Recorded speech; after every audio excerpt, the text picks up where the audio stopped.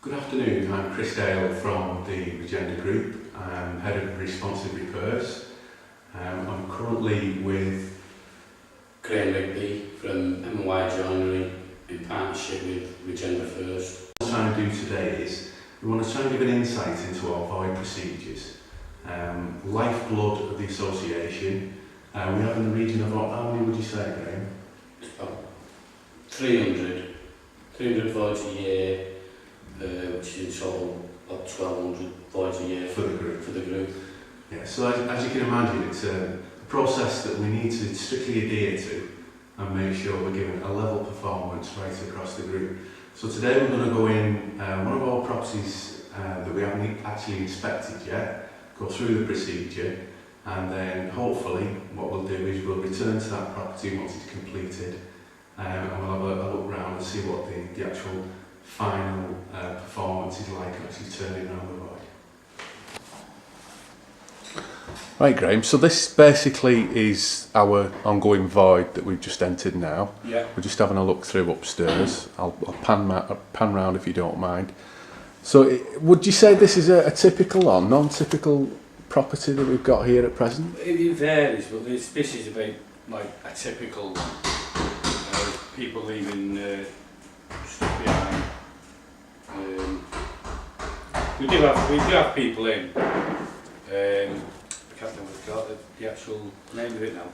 Is it Future. People like Future? Yeah. Future, yeah. They are actually come in and take furniture, what's useful to them, and then the rest we'll actually get rid of. So we can actually pass that on at a cheap rate to say other residents. Other residents, yeah. Oh, that's really good from a recyclable point of view. Excellent. So in actually carrying out the repairs, you're obviously, we have standards to adhere to. What standards are you conscious of? Of the repairs? Yeah. Well, same as any void. If you come in a void and it's you get some bad voids and you can get some good voids. If you come in them all, but they all get the same treatment throughout the group. So that's in line with our lettable standard, Yeah. basically. Yeah. Well, again, that's a good point. Yeah. As you can see, this is the bathroom before it's been cleaned, and some do need a lot of work. Cleaning wires and sealing, and some of the stuff can be endless, but yeah, again, the product's always the same of what work's getting carried out. Again, adhering to the lettable standard. Again, adhering to the lettable standard. Oh yeah. With regards to inspections, what type of inspections do we normally carry out? Pre and post inspections, like before, after. We'll have an hour's enough for coming round beforehand, and sometimes I'll go round with him, and then afterwards get it signed off when the work's been completed. So do we involve the customer at that stage as well? Yeah. I believe we have a resident from our core group that runs and directs the service. He comes in line with our lettable standard, and he also he'll inspect alongside himself to avoid everything. That's right, yeah. Okay, Graham. Basically, as you're completing the works that are required in each void that we have, are you conscious that they were monitored also by key performance indicators? Oh yeah, we're always conscious of that, to turn basically a void round as quick as we possibly can. But the standards will always be the same.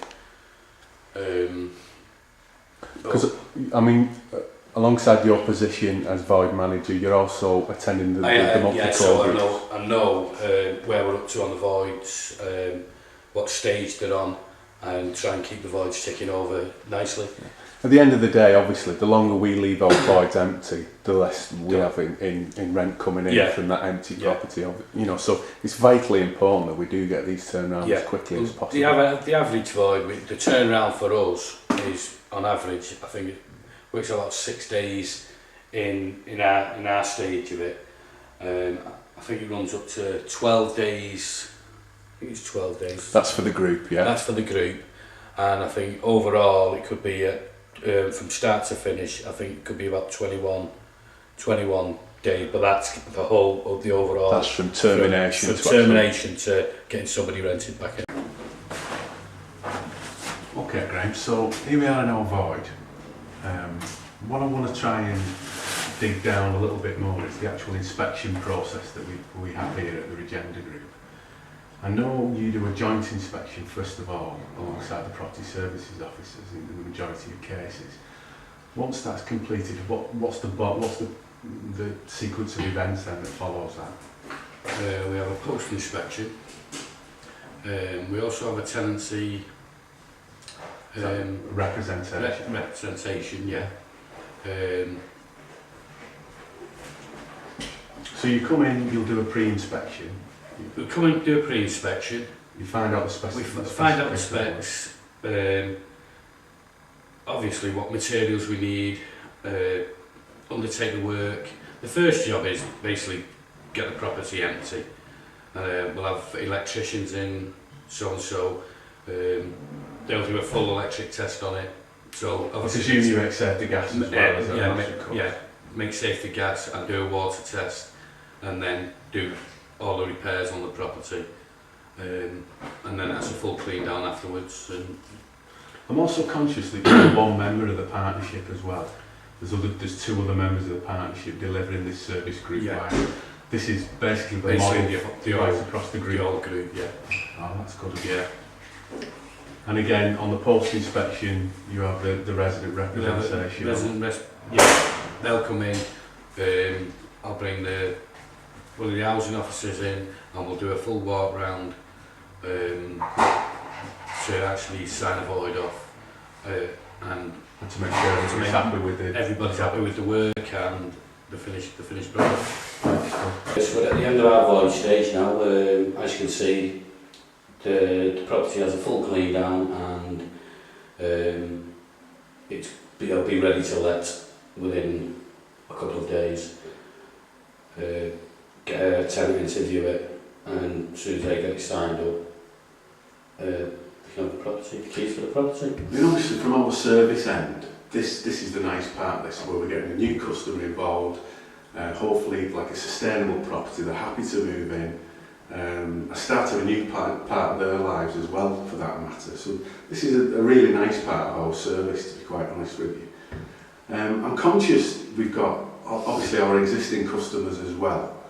From an existing customer point of view, the resources required to fulfil the void process that we've gone through today, and obviously our day-to-day process, what type of resource is required to actually fulfil that side of it as well, in parallel to what we've had to do on the void? So we have roughly about 36,000 that's repairs. Repairs, yeah, and also we've got the voids contended as well. So you know, I think we do rather well at this sort of. So that's 36,000 repairs across what, 13,000 properties that the group actually control and monitors. Yeah. So it's a control and monitored. I think that's a big success in its own right. You know, the way that we deliver our services across the group. Yeah. Well, I'll be honest with you, Graham. It's been a great day today. We've had a good insight into things. We've had a good laugh along the way as well. And I hope everybody finds out what we've done today and the information that we managed to pass through with interest. Thanks very much. Thank you.